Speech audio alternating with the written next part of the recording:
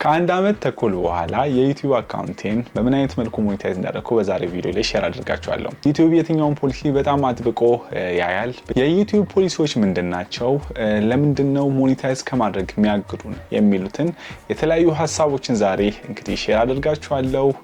ለማታውቁኝ ዮናታን እያሱ እባላለሁ።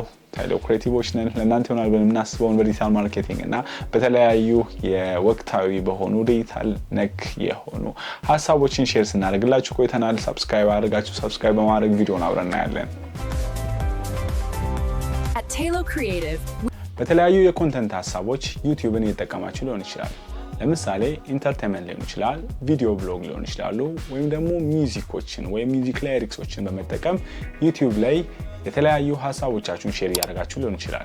አዲሽናሊ ደግሞ ኤአይን በተመለከቱ የተለያዩ ኮንተንት ሐሳቦች ላይ የፖስታችሁ ሊሆን ይችላል። ግን በዛው ሁሉ ዩቲዩብ የራሱን ፖሊሲ አስቀምጧል።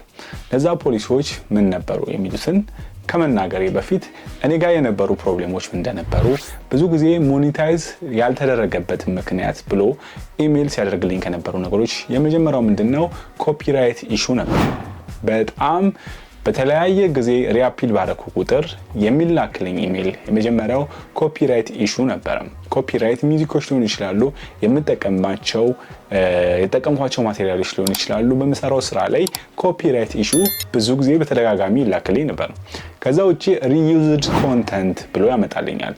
ምክንያቱም የተጠቀምካቸው ፉቴጆች ሪዩዝ ናቸው፣ ሌላ ቦታ የተጠቀሙ ዩቲዩብ ላይ ሊሆን ይችላል፣ ወይ ደግሞ የተለያዩ የኮንተንት ሐሳቦች ዩቲዩብ ላይ የተለቀቁ ሊሆን ይችላሉ እና ሪዩዝ ናቸው የሚሉ ሐሳቦች በጣም ትልቅ ፕሮብሌም ነበረ። እነሱን ሶልቭ ለማድረግ ወይ ደግሞ ድጋሚ ሞኔታይዝ እንዲያደርጉልኝ በጣም ከተቸገርኩባቸው ሁኔታዎች እነዚህ ፕሮብሌሞች ትልቅ ኢሹዎች ነበሩ። እነዚህ ፕሮብሌሞች ሶልቭ ለማድረግ ከተጠቀምኩባቸው የመጀመሪያው ነገር የዩቲዩብ ፖሊሲን አንደርስታንድ ማድረግ፣ ሩሎቹ ምንድናቸው፣ ምንድነው የሚፈልጉት፣ ምንድነው የተከለከሉት፣ ምንድነው ማስተካከል አለብኝ የሚሉትን ዲቴል ዩቲዩብ ላይ ገብቼ አንደርስታንድ ለማድረግ ሞከርኩ ማለት ነው።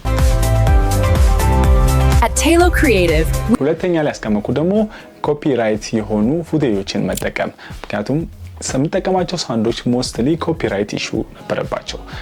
እነሱን ለማስተካከል ካስቀመጠልኝ ዩቲዩብ አንደኛው ዩቲዩብ ኦዲዮ ላይብራሪ ከሚለው ዳውንሎድ በማድረግ ያን ኮፒራይት ኢሹዎችን ሶልቭ አደረኩ።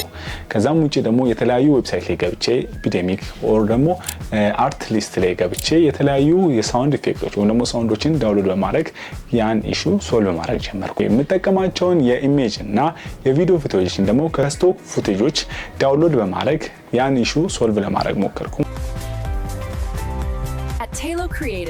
ሶስተኛ ላይ ያስቀመጥኩት ምንድነው ዩቲዩብ ሞስትሊ የሚለው ኦሪጂናሊቲያችንን በደንብ ስለሚጠይቅ ኦሪጂናሊቲዎችን ማስገባት ጀመርኩ። ለምሳሌ ለምትጠቀሙበት የተለያዩ ኮንተንቶች ሊሆኑ ይችላሉ፣ ኦሪጂናሊቲያቸውን የእናንተ መሆኑን የሚያሳዩ ኮሜንታሪ ሊሆኑ ይችላሉ፣ ወይ ደግሞ ቮይስ ኦቨሮችን ወይ ደግሞ የተለያዩ ፌስ ካሞችን ማሳየት።